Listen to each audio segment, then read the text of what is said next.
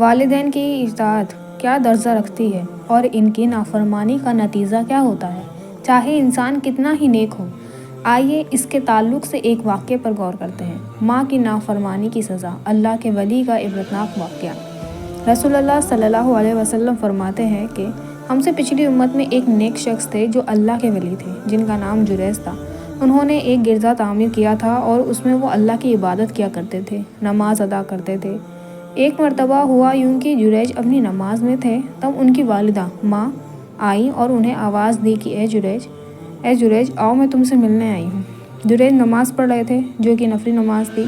انہوں نے سوچا کہ نماز مکمل کر کے ہی والدہ سے جا کر مل لیتا ہوں، لیکن نماز ختم ہونے تک والدہ ناراض ہو کر چلی گئیں۔ پھر دوسری مرتبہ یہی ہوا۔ اس بار بھی والدہ نے آواز دی، اے جریج میں ملنا چاہتی ہوں تم سے۔ جریج پھر اپنی نماز میں لگے ہوئے، سوچا کہ اپنی نماز مکمل کر لیتا ہوں اور پھر جا کر مل لوں گا۔ تیسری مرتبہ بھی یہی ہوا۔ والدہ پھر آئیں اور جریج کو آواز دی۔ جریج اس وقت بھی اللہ کی عبادت میں تھے اور ماں ناراض ہو کر پھر کہا کہ اے جریج تو طوائفوں کو منہ دیکھے، ایسی بددعا دے کر وہاں سے چلی گئیں۔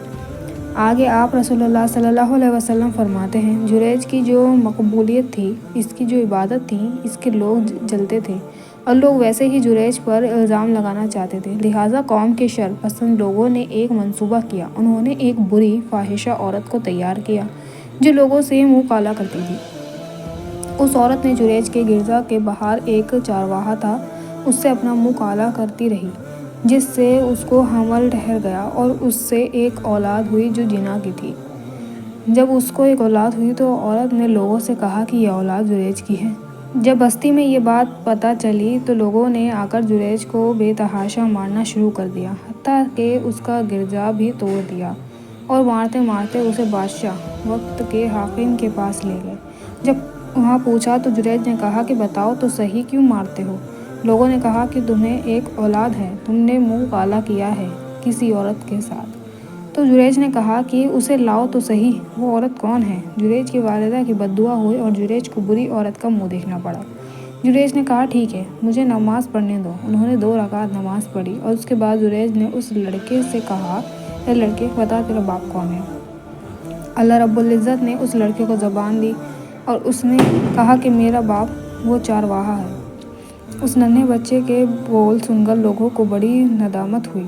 اس چارواہے کو سزا دی گئی اور لوگوں نے کہا کہ اے جریج چاہو تمہارا گرجا ہم واپس بنا دیتے ہیں، وہ بھی سونے کا۔ جریج نے کہا کہ نہیں، سونے کا نہیں، مجھے جیسا تھا ویسا ہی بنا کر دے دو۔ سبق: اس واقعے میں سب سے پہلا سبق یہ ملتا ہے کہ ایک ولی کے حق میں بھی ماں اگر بددعا کر دے تو اللہ قبول کر لیتا ہے، اس لیے کیونکہ اللہ کے پاس ان کا بہت اونچا مقام ہے۔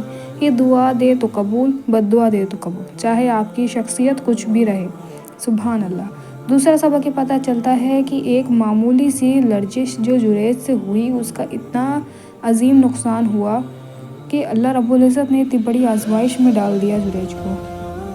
یہ ان کی بالکل بھی معمولی سی غلطی تھی۔ اللہ رحم کرے، ایسی غلطی تو آج ہم میں سے کون نہیں کرتا۔ ہمارے والدین 1000 مرتبہ آواز دیتے ہیں لیکن پھر بھی ہم انہیں نظر انداز کرتے رہتے ہیں۔